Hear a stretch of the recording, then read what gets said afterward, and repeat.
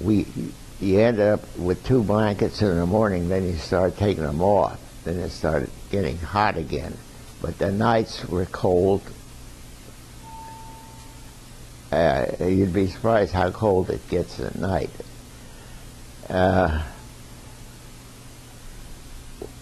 One of my jobs was first in, first out. I had to make sure that the gasoline didn't get stale. They always said you had to use it you had a certain time to use it, and beyond that point it was not as strong, it was not as good. So I had to make sure that what came in first went out first, and I would get a call every day checking on the number of barrels that we had on hand, making sure that there was enough fuel for all the aircraft.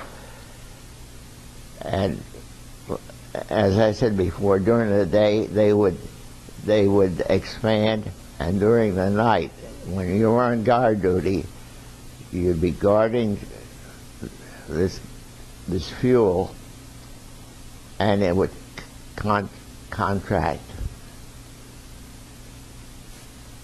It'd go bang, and it used to jar the heck out of you. Well, one night, one of our guards was on duty, and he heard a noise, and he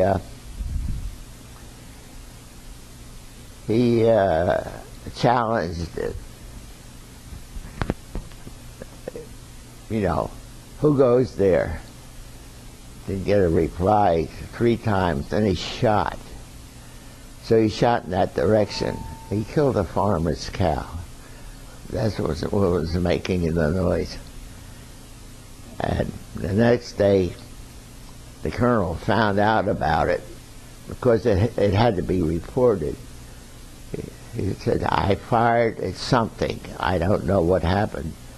They later on found that the dead cow, and then the farmer came looking for the cow a couple days later, and of course the American Army, for any damages in that sense, would pay for the damage.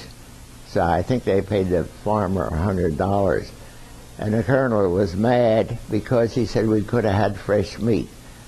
The stuff we were living on, the rations were not that good. But the fact of the matter is that he couldn't butchered it and eaten it anyway, because we were not allowed to use any of the vegetables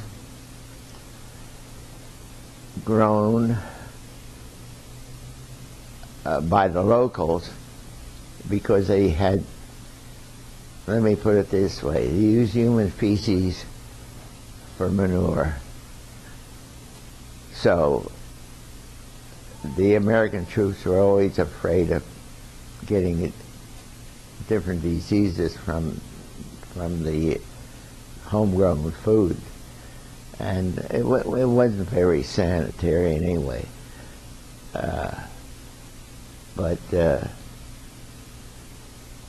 that's one of the instances I wanted to tell her about. And there are a lot of instances that I remember, but I don't know whether they're worth relating or not. Absolutely.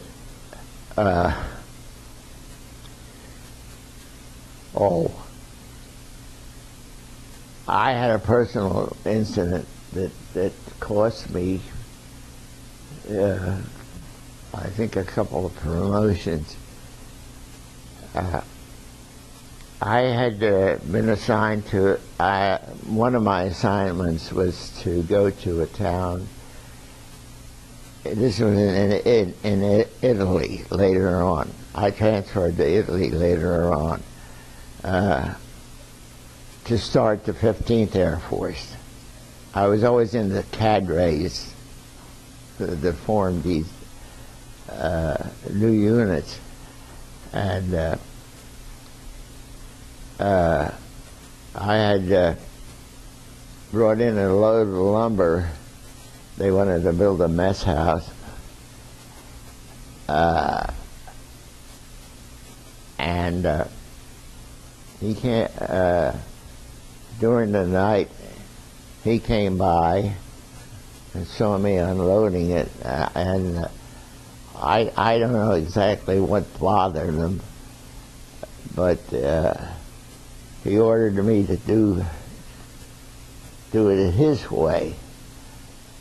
And the next morning, when he came out and saw the way it was done, he wanted to know who did it. And of course, when I had to admit that I did it, and I really got a chewing out, and he said to me, who gave you those orders to do it that way? And I said, you did. I did? Yes, sir. I wasn't here last night. I said, yes, you were. Yes, sir, you were. You ordered me to do it your way. I was doing it in another way. And he says, not possible. I said, sir, I don't want to tell you this, but you were inebriated. He blew up. He wouldn't admit that he was drunk. My outfit one of the things my outfit had was an old B-17 that was not fit for service, that they would fly to Cairo, Egypt, pick up liquor and bring it back. And the officers had the good stuff, we drank the rat gut. I mean, it was fit for drinking, but just to get a high sometimes, it's like the kids today. They have to have their marijuana, their cocaine, and all that stuff. But they had the better stuff anyway. And he wouldn't admit that he gave me those orders. He couldn't remember them. I said, well, I remember very well. And when I told him he was inebriated, I didn't want to say he was drunk. That was the end of that. That was the end of my promotions. I didn't get one till I came back to the United States. Every night, let me put it this way,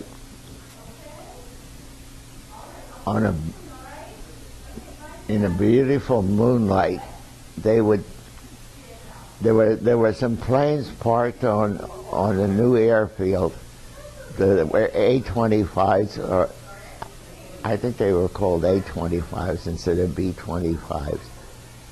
And the Germans were always after them. They were on the other side of the mountains. We were on the one side, the Atlas Mountains, and they were on the other side. And you could see them. The only thing we worried about was when a bomb would hang